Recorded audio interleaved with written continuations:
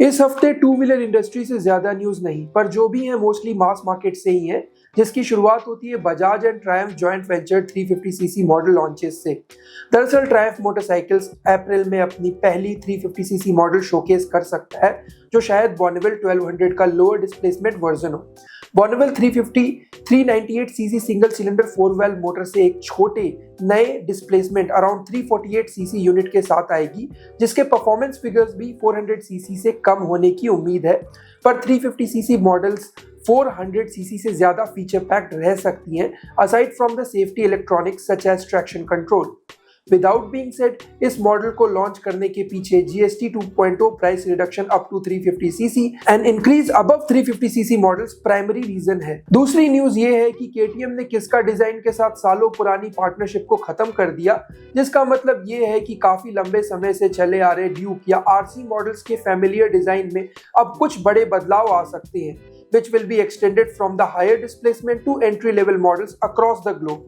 किस्का के सारे shares लॉक्सॉन GmbH को बेच दिए गए हैं as a result of cost cutting, और अब केटीएम स्लॉसबर्ग मैटिगॉफन में in house design studio establish करेगा।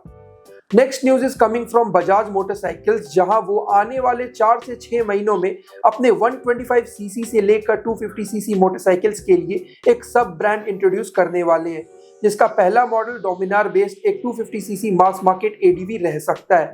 इसके साथ ही बजाज मल्टीपल पल्सर मॉडल्स पर भी काम कर रहा है, including the upcoming NS 350।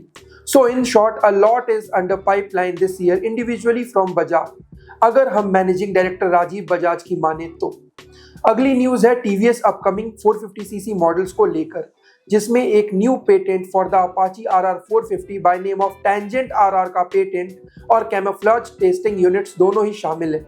Apache RR 450 के कॉन्सेप्ट को पहली बार पिछले साल आइकमा में शोकेस किया गया था, और पेटेंटेड इमेज उससे काफी मिलती जुलती नजर आती है।